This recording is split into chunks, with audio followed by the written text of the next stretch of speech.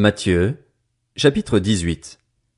À ce moment-là, les disciples s'approchèrent de Jésus et dirent, « Qui donc est le plus grand dans le royaume des cieux ?» Jésus appela un petit enfant, le plaça au milieu d'eux et dit, « Je vous le dis en vérité, si vous ne vous convertissez pas et si vous ne devenez pas comme les petits enfants, vous n'entrerez pas dans le royaume des cieux. C'est pourquoi, celui qui se rendra humble comme ce petit enfant sera le plus grand dans le royaume des cieux.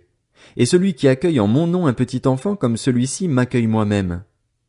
Mais si quelqu'un fait trébucher un seul de ces petits qui croient en moi, il vaudrait mieux pour lui qu'on suspende à son cou une meule de moulin et qu'on le jette au fond de la mer. Malheur au monde à cause des pièges. Les pièges sont inévitables, mais malheur à l'homme qui en est responsable. Si ta main ou ton pied te pousse à mal agir, coupe-les et jette-les loin de toi.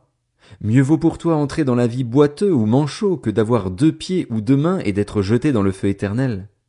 Et si ton œil te pousse à mal agir, arrache-le et jette-le loin de toi. Mieux vaut pour toi entrer dans la vie avec un seul œil que d'avoir 2 yeux et d'être jeté dans l'enfer de feu. Faites bien attention de ne pas mépriser un seul de ces petits, car je vous dis que leurs anges dans le ciel sont continuellement en présence de mon Père céleste. En effet, le Fils de l'homme est venu sauver ceux qui étaient perdus. Qu'en pensez-vous? Si un homme a 100 brebis et que l'une d'elles se perde, ne laisse-t-il pas les 99 autres sur les montagnes pour aller chercher celle qui s'est perdue?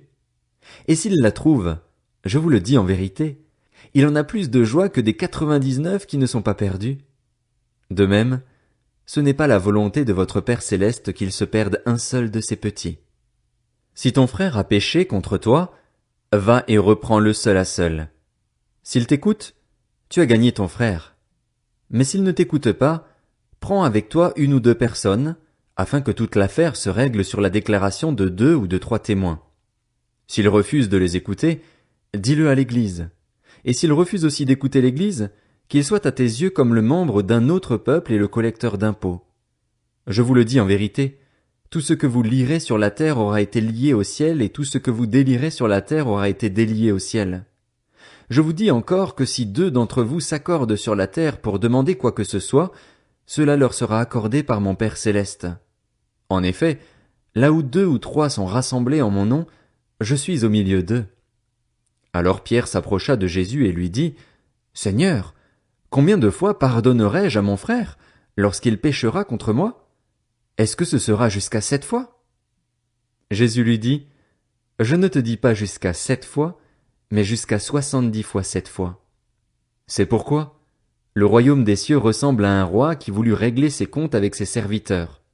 Quand il se mit à l'œuvre, on lui en amena un qui devait 10 000 sacs d'argent. Comme il n'avait pas de quoi payer, son maître ordonna de le vendre, lui, sa femme, ses enfants et tout ce qu'il avait, afin d'être remboursé de cette dette.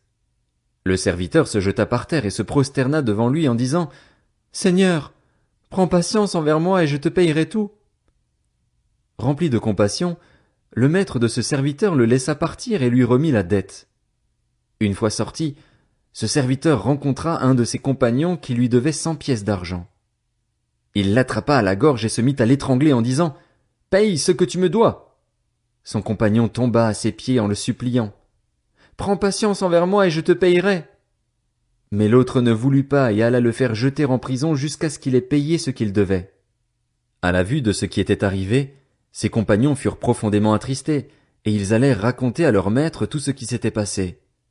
Alors le maître fit appeler ce serviteur et lui dit, « Méchant serviteur, je t'avais remis en entier ta dette parce que tu m'en avais supplié. Ne devais-tu pas, toi aussi, avoir pitié de ton compagnon comme j'ai eu pitié de toi? » Et son maître, irrité, le livra au bourreau jusqu'à ce qu'il ait payé tout ce qu'il devait. C'est ainsi que mon Père céleste vous traitera, si chacun de vous ne pardonne pas à son frère de tout son cœur.